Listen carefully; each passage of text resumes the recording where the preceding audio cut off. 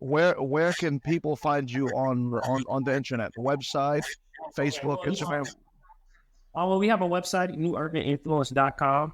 You can check out my agency. If you want anybody to help you out with some business. If you're looking for me personally, I'm on Facebook and Instagram, Faren Young. On Instagram, I'm Creative Faren. That's Faren, Creative Faren. Like I said, I'm on Facebook, this Faren Young. Okay, and then just kind of diving into New Urban Influence.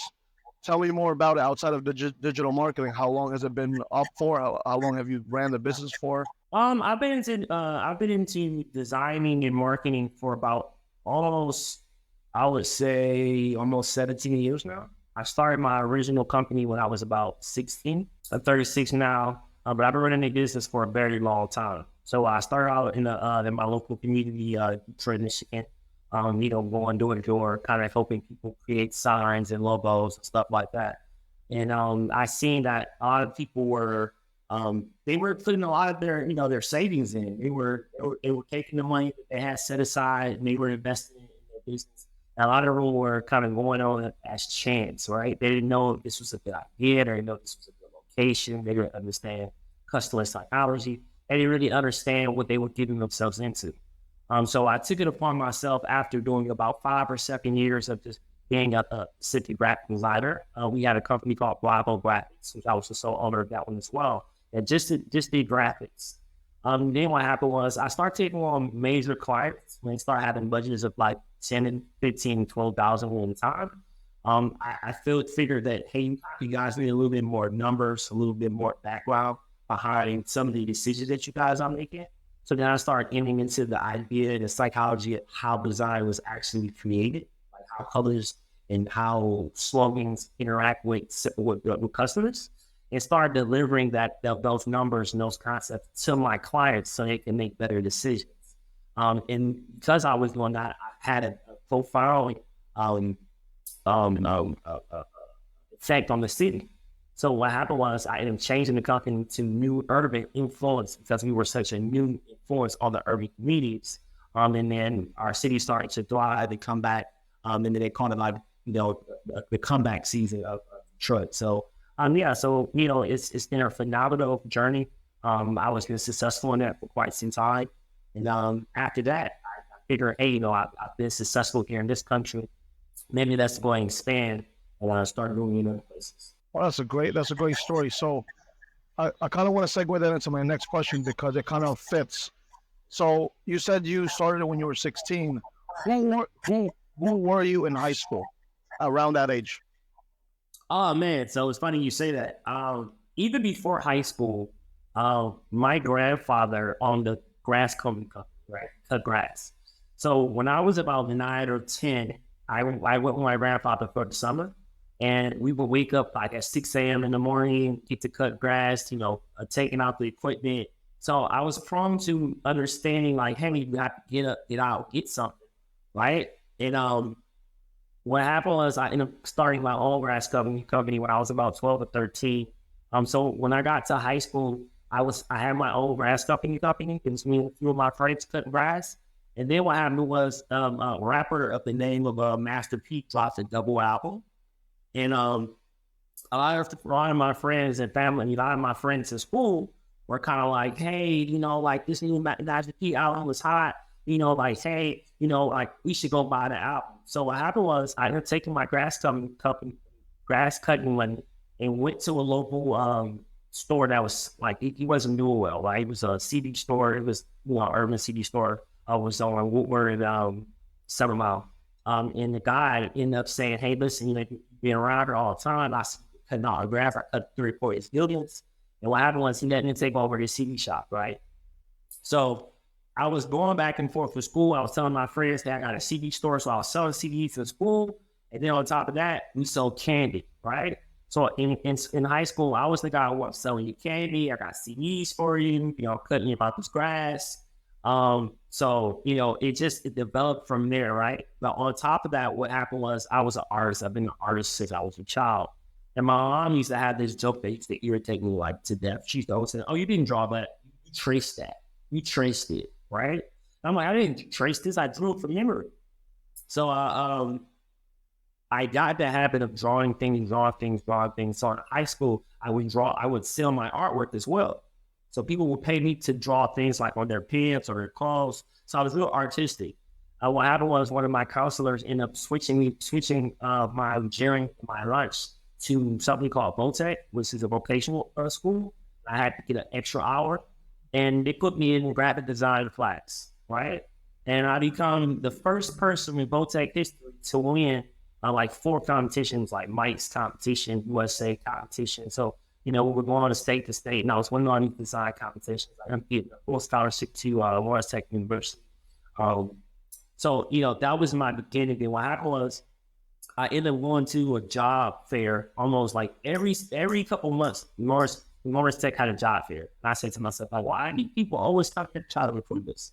And the guy told me, he says, hey, listen, you work for our company. I'll pay you this much salary, but you have to work for us at least 3 to 5 years, and we'll pay off your tuition. Now, he didn't know I had a full scholarship, right? But in my mind, I thought to myself, if this guy's going to pay me this much money, plus pay out my scholarship, how much money is he making? Right? So 2 months after that, I had a car accident. I had a Cadillac Eldorado, and a older gentleman, was an older man. He had a heart attack while he was driving and slammed to the back of his saddle. He didn't die, so it was okay. But he totaled my car, which had my architecture. I was majoring in architecture and minoring in graphic design. So he destroyed the whole back of my car, which had my complete 3D model of my architecture. So my final was completely ruined, right? So I'm in all shock. I'm in the dean's office. I'm trying to explain to them what's happening, and they're just telling me like, no, whatever. And it dawned on me like, you know what? I thinking architecture isn't the way for me, and I think I want to start my own graphics company. So yeah, and that was the start. So I ended up designing so much that people started to cheer. Like I designed something for like this opera house at the time, and they was cheering, and that's where I came up with the name Bottle Graphics. So yeah, that was me in high school, and almost a little bit during college. It was just that guy you came to who always had me to read it. Yeah, that really resonates with me because growing up in New York, I used to take my daily allowance, my lunch money, and flip it at the candy store and sell it for like 3 times at the store. I used to have like back then. We're close in age. I remember those mint balls you buy them for like 5 cents back then, and now laters. Those now laters, I'd buy the now later, the whole packet, and chop it up and sell each one of them for like 10 cents. And then, I'll keep them in my backpack. I remember those days. But yeah, so it seems you started young with your grandfather. You mentioned your grandfather. Do you have a long line of entrepreneurs within the family? Is that where that stems from? Or was it just you just wanting to do your own thing? I think in the beginning, I would say that there's a few entrepreneurs in my business. Like my auntie is a very big entrepreneur. She's really in real estate. She owns properties and stuff like that. But she's always actually had a job as well. She has 2 or 3 jobs, and she's in real estate. She started real estate as young as I started my and started she like 18 or 19 when she first got her first property. She has a total of maybe like 13 houses or so. And my mom's a big entrepreneur. Sadly, my father died when I was 8. So I'm sorry to hear that. It's okay, that's a long time ago. But thank you. So yeah, I mean, my grandfather was a car salesman. So I guess there's a lot of I would say salesmen in my family, people who like to sell things. So yeah, I think I got that honestly. Like running businesses myself, and knowing many other entrepreneurs. Was there a point in your entrepreneurial journey where you hit a low, where you're like, you know what, I give up, I don't want to do this anymore? Can you expound on a little bit of like that time where you're like, you know what, I'm about to give up? Maybe you have a story for us. Oh man, I have a crazy story. So, there was a time in my life where I was wondering what was I going to do next. I felt like I was stuck, right? And I remember actually, I remember exactly where I was at. I was walking down the street. I was on not Woodward. I was downtown Detroit. I was walking on the pier, And I remember I was asking myself, like, what's to come next? Because at the time, I was making enough money to pay my staff. I was making enough to cover the rent, but I wasn't making any more. So what happened was, um, we had a tragic fire, right? We had a fire at the store. I was actually in Jamaica at the time, and the store it was an older building. We had renovated it ourselves, but it did have like the outside connections from the city to the building were faulty. And sometimes, they caught fire in the neighborhood. So we had insurance. And that wasn't an issue. But what happened was the owner of the building was so old, he died. Wow. This around the same time as our fire, the owner of the building actually died. So I'm I'm in a situation where I wasn't covering, I was making enough to, like cover my employees, cover the rent, stuff like that. But I wanted more out like, and here my store catches fire.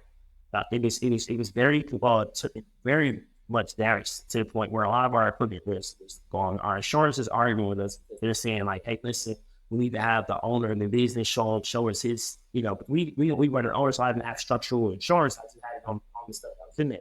They wanted to talk to the owner, and he had passed. So they're thinking that I'm making this up. I'm like, no, right? And the owner didn't live in the same state as us. So it was very hard to get the communication with him and his family because they were grieving, they were going through something at the time, right? And I was just like lost in this purgatory, not understanding like what was to come next, right? And it was a moment where I was just like, hey, did I just wash my hands of this? And like, I'm just going to, go get a job or, let's do something. So for one, I've never had a job in my life. I've always been an entrepreneur. I've always owned my own business. And I actually remember I was really depressed. I was really depressed. I didn't know what to do. I didn't know what was like. I ended up in insurance to go cut the check. I didn't know if he still had the building. I didn't know if he had insurance to fix the building back up. Was this still going to be my location? I didn't know what was going on. So, you want me to press fire on how it actually transpired later on, or I just felt like that had to be one of the most saddest or lowest points in my life. I didn't know what was going on. You can Google this story. That's what I'm saying. Like we're a whole major company. Like you can Google this stuff. Now, what was the turnaround for you? How did you build that resilience to come up from that? So the thing was that the community, man, our community was such a good community at the time. We were active in fashion, it's like Michigan, it's like historical district. And what happened was, man, we had been so blessed to help so many people in the neighborhood. Like a lot of the other business owners were like, hey, you can set up an office, you can set up in this business until you guys figure that out. And they really just didn't want us to leave the community. And then what happened was, is again, once the owner had passed, I hadn't talked to that guy in his family in a long time. I didn't know anyone other than him. So we ended up getting the grant from city to relocate to another location into Southfield. And we opened up a new location in Southfield. But again, we ended up switching the name from Bravo Graphics because we had kind of expanded, right, to a multicultural advertising agency. So we changed it to New Urban Influence. That's how New Urban Influence came alive. Because Bravo had burnt down, we opened up New Urban Influence. Okay. I guess it's like a phoenix. You come from the ashes, literally, right? Absolutely. So, what advice would you give other entrepreneurs, like brand new entrepreneurs? Like, what advice would you give them as to like, how do you handle the ebbs and flows of business? Because everybody has the ebbs and flows of business. What advice would you give them? I would say now, me being a business consultant, now I would say the first thing before you get into business is definitely there should be some strategy together, right? Because I started out so young and it was just a natural progression into the next phase and next phase, I didn't have that time to stop and prepare. So I would say if you're a person getting into entrepreneurship, getting into it, that business plan, that business strategy is really important. And when I say that, I'm not saying to sit down. Most people who are good at entrepreneurship are very bad at business plans. And that's understandable, right? But you still should know, like, for example, now I know that there's 2 or 3 different types of insurances that I could have had that could have, one, covered my workers, my money that is coming in. I could, at the time, I didn't know all that, right? So there's like, hey, this is enough to cover this, right? So, but doing a business plan or a business strategy, you kind of get to see like, okay, this happens, but this happens. What would be my next move? I would say for sure, sit down with someone who's educated in that kind of mindset. You kind of map out, your positives, your negatives. You kind of see the pros. You kind of see the direction you want to go into. And if you seeing the stops, you create a way to get around. That's really great. And kind of leads me into the next question. Like, what's the next moves for a new urban influence? Oh man, so we're urban influence, man. We are actually. It's funny. It's funny we're having this interview because I'm resurrecting Bravo, right? I'm resurrecting Bravo. It's funny because I wish I had the commercial finished already. The commercial was like, right. It's LL Cool J. It's like, don't call her to come back. I've been here for years. Yeah. So I mean, I kind of divided the two. So Blue Urban Influence is an agency. Like I said, you get a team, you get like 4 or 5 guys who are working. You get a consultant, you get a business strategist, you get a creative director, design-based web design. They kind of work collectively to color, to guide you in the right way so you don't make any flaws in your plans, right? Well, Bravo is more of the creative side because I miss just designing. I miss the creativity of people saying, hey, this I have a project that I want to work out. I just want to see if this design is going to be incredible like I want, right? More of like product designs and stuff like that. So right now we're trying to figure out how to kind of blend the companies together, but also keep them separate, right? So that's what we're working on right now. Come back to Bravo Graphics and the focusing of the influence on more of the international market. So a lot of times, new urban influence, we're trying to focus now on expats, people who are outside the community, people who are traveling around the world, who are looking to start online businesses or making income because they don't want to go back home. And that's what we specialize in. So new urban influence, our goal right now is expats, people who are traveling around the world who are looking to maybe make more money while they're outside the country. A lot of times you leave with a staple, stifling people like, hey, I saved it this much money.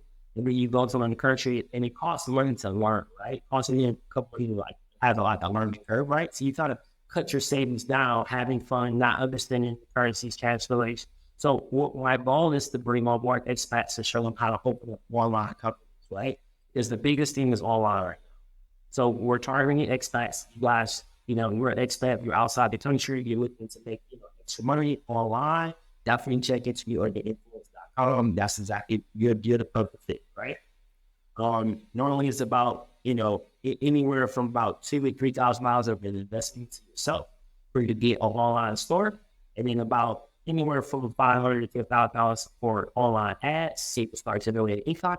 And normally in 90 days, you'll probably be bringing in income of either $2,000 to $3,000 of income within 90 days. That sounds amazing, especially for like people with fixed incomes. Yeah. I mean, again, we're not promising you 6 figures, right? I mean, of course, if you're a go-getter, you're going to get that. Like my man saying, most countries you go to, you make $2,000 to $3,000 pocket per month. That's well more than enough. And that's something if you invest that into yourself, into branding, creating you a quick funnel, creating you a sales funnel. Creating a good offer.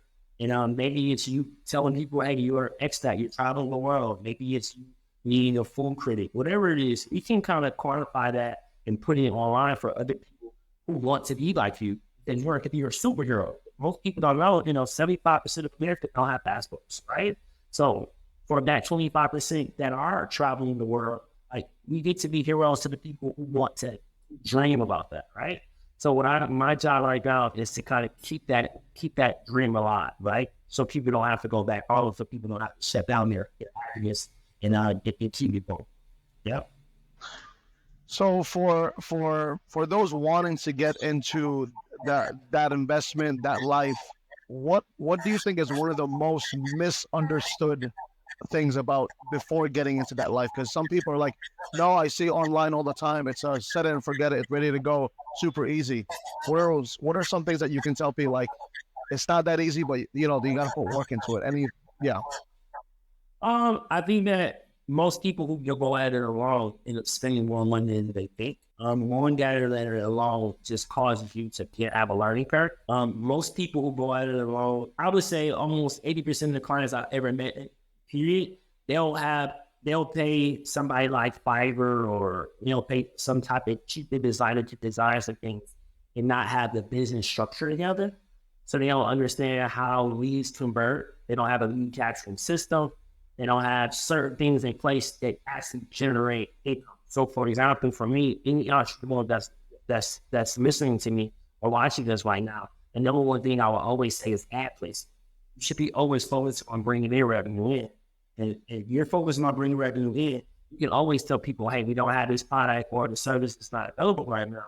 But when you're leading people to actually want it, and you have a waiting list and you have a line, that's better than having the product. Your money put in the side, and then I'm looking for someone to purchase. I definitely understand because even some of my friends, they don't really understand that you might think you're saving by penny pinching on certain things, but then it all adds up at the end of the day. Like when you could have just, okay, let me mitigate all my mistakes by going to this one or two sources, and because they already ironed out all the mistakes already. But for them, maybe it's too big of an investment. But in all reality, you might be spending more when you're trying to penny pinch. You're gonna for sure spend more with your penny pinch. For sure, with spend more. But it's not even about spending more. It's about you're going to delay the profitability. It's not even about penny pinching, because when this project starts, you have to kind of watch it get to the end. Because once it gets to the end, it kind of does a switch, right? And once it flips over, the income starts coming in. You want to get to that switch to the income level. But when you try to figure out what this piece does and what this piece does, how they connect to each other, you didn't know about this still. It's like you're wasting time. And time is the most valuable thing you can do. So you're wasting money and wasting time. So that's what we're trying to do. We try to mitigate that as much as possible. Totally agree. So how do you like the Philippines? I love the Philippines. I've been around the world quite a while. I like the Philippines where it's an island vibe, but it's also moderate at the same time. A lot of other places aren't as tropical and moderate at the same time. It does have its faults, but not to me. Not to me. Yeah, I mean, I tell that to expats or people visiting all the time. I mean, I grew up in the ghetto. Like I grew up in a ghetto in New York. So many parts of the Philippines are way better than where I grew up. So I'm really fortunate because I grew up in literally like a slum type ghetto, in Long Island. So when I came out here, I'm like, oh, you guys have it good, man. You don't know what it is to live in an area where, and this is something that a lot of the Filipinos understand how like rough certain areas are. Like there's certain areas where, like if you go to Brooklyn or just Long Island, New York, where if you cross the street, it's a problem already because they know already. I'm gonna pick on you now because you crossed the street. So you either walk through and deal with whatever's gonna come, or it's gonna be a problem if you cross that street. Because you know what, I'm about to. They'll be like, oh, there's a bitch over there right now. Let me go get him. And a lot of them don't understand that over here. Like you guys, like they're a bit sheltered there to that degree. So I tell them like, you don't know what you have. Like you have the ocean, you have the mountains. I didn't grow up with all those things, So yeah, but it's really nice that you are in my hometown in Dumaguete because I really have an affinity for my hometown because it's really beautiful. So how long do you plan to stay in the Philippines? Is it like open-ended thing for you, or you got a time frame? Well, I've been traveling the world for 5 years, so I hadn't actually. I went home last year for about 2 or 3 months to visit, parents, see, the family and everyone, and it was blessing seeing everyone. But I was like, I need to get up out of here. Yeah, so it's gonna be. But I spent 3 years in Africa. I spent 2 years in Canada. So I've been traveling and I've been getting out of there. So right now it's almost a year in the Philippines.